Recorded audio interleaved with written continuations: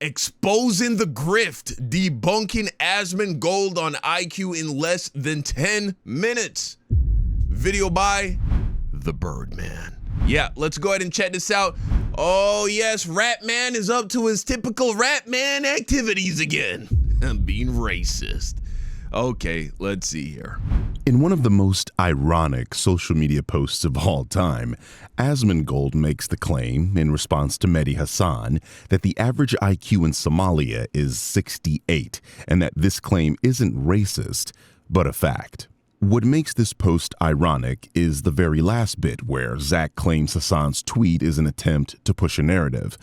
Well, not only is this Asmongold's attempt to push a narrative, but the claim itself that African people have low IQs is also an attempt to push a narrative. So he's basically saying that average Somalian is essentially retarded, which makes me wonder, how is it then that Somalians were able to defraud the U.S. government by the tune of billions of dollars?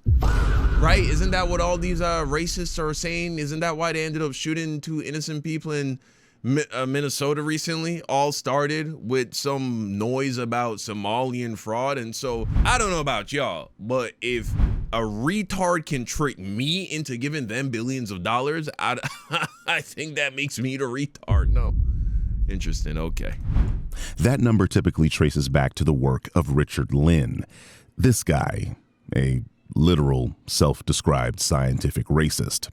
This man was part of a secret eugenics conference where, and I'm not joking, there were people favorably arguing in favor of pedophilia. Of course! Of course!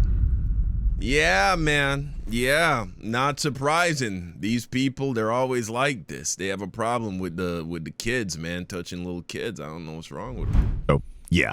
This is the guy Asmongold is quoting. Lynn published a paper in 1982 called IQ in Africa in the pseudoscientific journal The Mankind Quarterly, a white supremacist outlet that is currently maintained by the hilariously named Human Diversity Foundation, a far-right white nationalist company. In this journal, Flynn argued that the IQ of sub-Saharan Africa was around 70.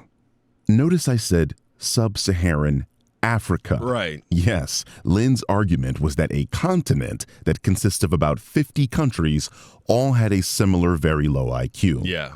The obvious problem with this argument is that Africa is huge and there are over 1 billion people with over 1,000 different ethnic groups. Nigeria alone has more than 200 ethnic groups, and that's a single country. And what you need to understand is that there is more genetic distance, genetic variation between 2 neighboring African tribes of different African ethnic groups than there is between white people and Chinese people.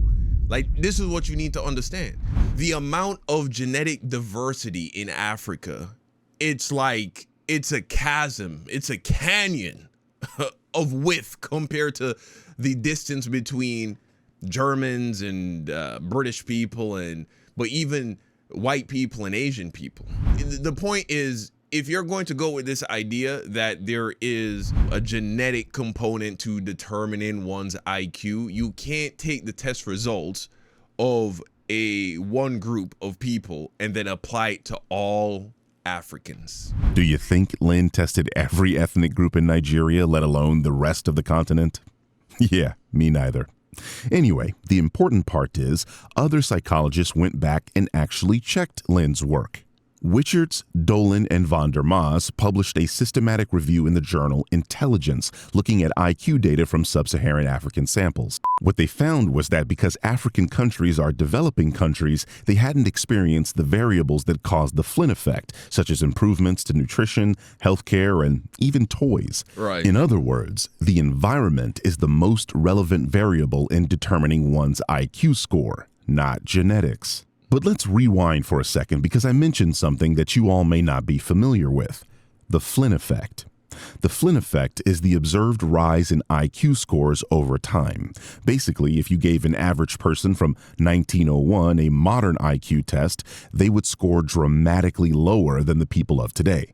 Not because they were genetically predisposed to being less intelligent, but because IQ tests measure certain types of abstract reasoning, pattern recognition, and problem solving that modern societies train us in constantly. Right. Yeah.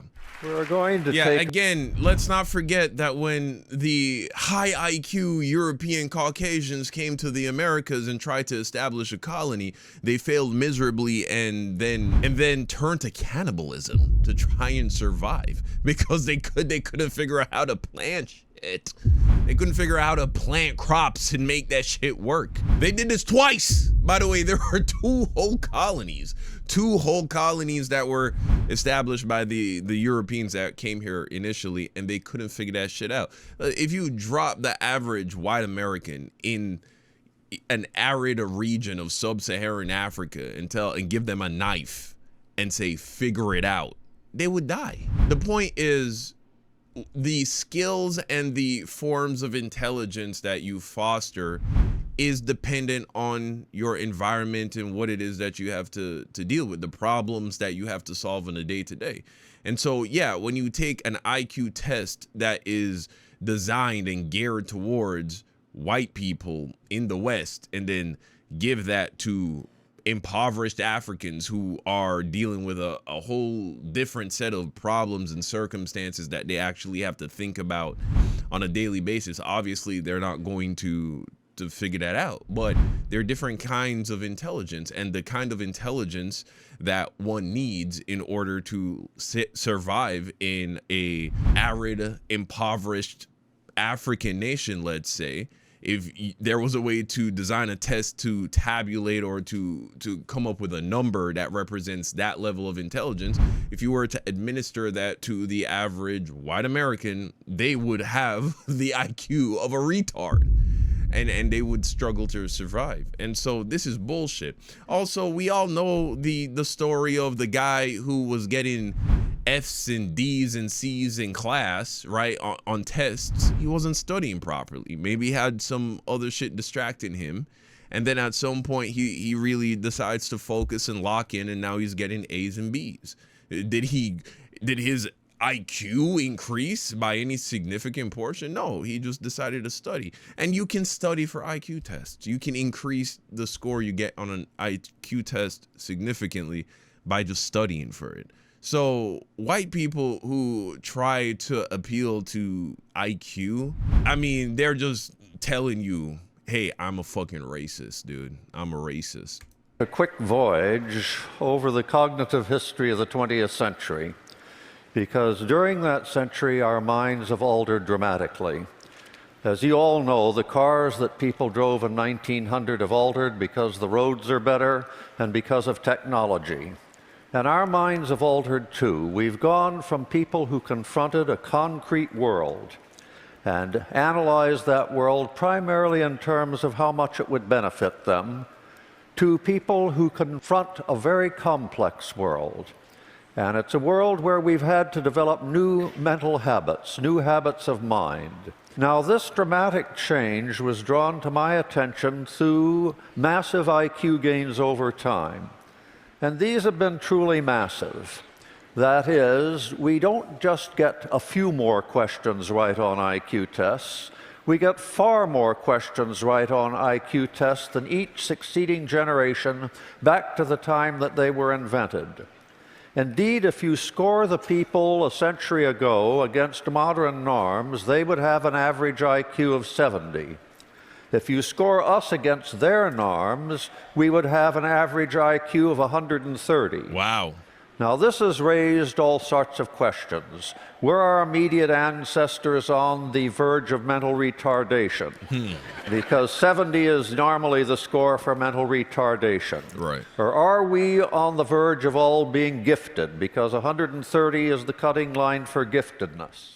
James Flynn, the political scientist who documented this pattern, showed that IQ scores increased roughly 3 points per decade in many countries throughout the 20th century. So, if IQ were purely genetic and fixed, that kind of rapid change would be impossible. Evolution does not move that fast. Right. Your great-grandparents were not biologically inferior to you. They just lived in a world with less formal education, less exposure to abstract symbols, less complex media, and different cognitive demands. Which means IQ scores are sensitive to the environment and improve when the environment improves. Access to schooling, nutrition, healthcare, the complexities of daily life, all of these things are relevant, and none were accounted for in Lynn's work. Because of course they weren't. Lynn was a self-described scientific racist. Yeah. His goal was to show how inferior black people were. Richard Lynn's work... Look, here's all you need to do. Take 200 Somalian kids who have been living in America and been going to school in America since they were small, right? And take 200 high school graduates. I mean, I don't know if that much time has passed, if we have Somalian immigrants that would tick off those categories, those boxes. But if we did give them an IQ test and see if the average is 70, right? They're Somalian. So the point here is, and I don't know where this initial test was administered. Where is this racist getting this information from? Probably not even Somalia. But, you know, obviously it's retarded. On race and IQ heavily influenced The Bell Curve, a 1994 book by psychologist Richard J. Herrnstein and political scientist Charles Murray that argued intelligence is largely shaped by genetics with some environmental influence, and that IQ is a stronger predictor of life outcomes, income, job success, crime, out-of-wedlock births, than the socioeconomic status you were born into. The Bell Curve has been challenged by geneticists, psychologists, and statisticians for overstating the heritability of IQ across groups and for downplaying environmental variables, treating socially constructed racial categories as biological truth. Richard Lynn was one of the primary scholars who compiled and popularized cross-national IQ datasets, alleging to show innate racial hierarchies. This is the textbook definition of racism, by the way, that race is a fundamental determinant of human traits and that those differences produce an inherent superiority or hierarchy. Anyway, those datasets compiled by Lynn were later cited approvingly by the Bell Curve authors Murray and Herrnstein. In fact, Murray has explicitly acknowledged Lynn's work as part of the research base for their claims about group IQ differences. The problem is not simply that Lynn held extreme views, including open support for eugenics, but that his data practices have been widely criticized for flaws in its methodology. Upon reviewing Lynn's work, Witchert states the following: the assertion that the average IQ of Africans is below 70 is not tenable, even under the most lenient of inclusion criteria. Because Lynn missed a sizable portion of the relevant literature, their estimate of average IQ of Africans is clearly too low. Combined, the current systematic review and the results of our review of Raven's test suggests that the average IQ of African test takers is close to 80.